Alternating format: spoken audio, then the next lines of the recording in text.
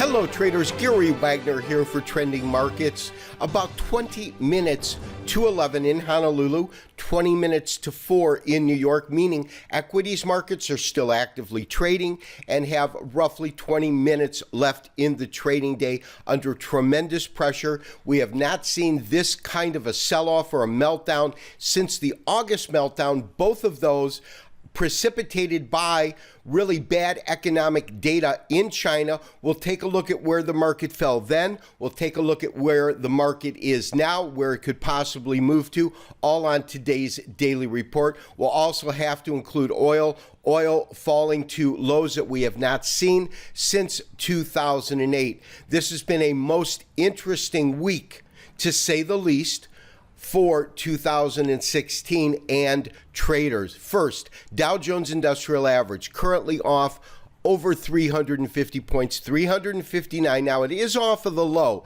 The low was 463, markets at 550. So we're off of the lows by about 100 points, a little bit shy of 100 points, which means that at the peak or low of the trough, so to speak, we saw over a 400 plus decline in the Dow Jones Industrial Average. Now, what does that do for the S&Ps? We've got a 2.11% drop in the Dow Jones Industrial Average. S&P, of course, down 2.32%, currently trading at 1940, under tremendous pressure. So what sense can we make of it, and where can we look for this market to go to? And that's really the most important thing we can talk about here. First of all, I want to take a much shorter term view of the market, meaning before the August meltdown, because when we do that, we have basically seen this market trade to an intraday low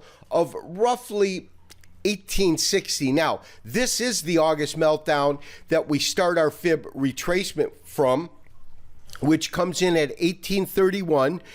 And this was a marketplace that took 4 days to really bottom out. It came very quick, it came very brutally, and realize that for the second time this year, the Chinese have in fact halted trading again in their equities markets, and now I believe they're set for resumption this evening, meaning tomorrow in China.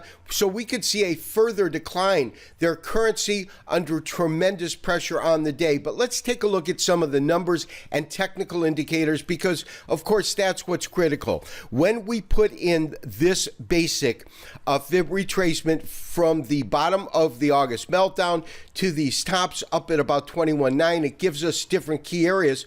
If you recall from yesterday's show, what I said was that if it cannot hold these areas and the minor level of 1970, which is a 50% fib retracement, 50% is really more a stock number than it is a retracement number. Retracement numbers, straight fib numbers, are 61.8. 23.5 and 38.2. These are your most critical numbers right in here. And they're the ones that I believe you should provide the greatest emphasis and weight on. We can see that the market did trade to a low below this particular point, meaning 1937, and has effectively now traded above it, trading slightly above it at 1940. It doesn't give me a tremendous amount of hope, because this has been a market that has been a follower and not a leader, meaning it is going to probably follow global cues that come in from trading overseas tonight, not only in China, but also in Europe. So we have a dramatic decline in this marketplace. We have not taken a stab here. We did make a soft recommendation to enter a long gold position yesterday. We're following that with an actual hard trade alert that we're going to send out momentarily right after we actually finish filming this particular part of my daily report. So tremendous pressure here. I really believe that because the way this market tends to trade, meaning rapid declines in the marketplace, brutal declines that are almost unforeseen until some piece of fundamental data shifts sentiment and perception in the market, that my sense is we want to see where this market is going to bottom and then look for a tremendous buy in the market. Because my sense is when you look at the equities markets over time, over year after year, what you find is something that is quite, I believe, revealing. And what that is that except for maybe real estate, there has been no market that year after year, 20-year, 40-year, 50-year, when we go ahead and actually look at the price point, although it has some tremendous drops in the market, and this, of course, being our 2008 drop, 17,000 all the way down to 700, it tends to recover at some point. It tends to trade higher. And so when we look at this long-term perspective, this long-term historical view of the stocks, it's certainly better to stand on the sidelines when the market sells off and then look to re-enter the market when the market is done with its correction.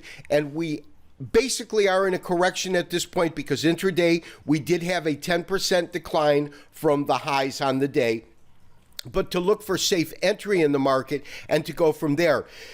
Now, on the crude oil market, we took a look at this marketplace just a few seconds ago on the gold forecast, and the majority of members of the forecast are also members of Trending Markets, so I don't want to go ahead and repeat ourselves.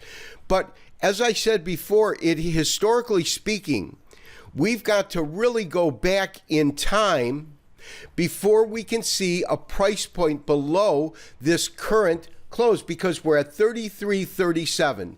If we draw this line across, let's go ahead and do that right now.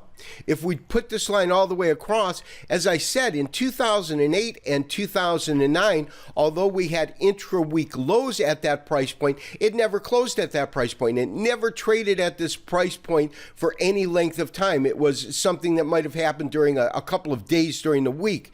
If we take a look at the marketplace in 2003 and then again in 2004, you can see that at the end of 2003 going into 2004, that's the last time we've seen oil trade at this price point. So we're at, I believe, a 12-year low in crude oil. Now, where could crude oil go?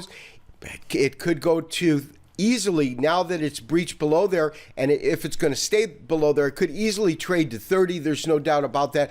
We could even see over the next 6 months $20 gold, which is where the $20 oil, which is where oil was back in 2002. Again, we are in a very, very tough trading environment as we go into the week of 2016. But that tough environment is going to present us with a multiple of trading opportunities that I'm very excited about. This has been Gary Wagner, wishing you, as always, good trading. We'll talk to you tomorrow for the weekly wrap-up and review in Trending Markets. Bye-bye.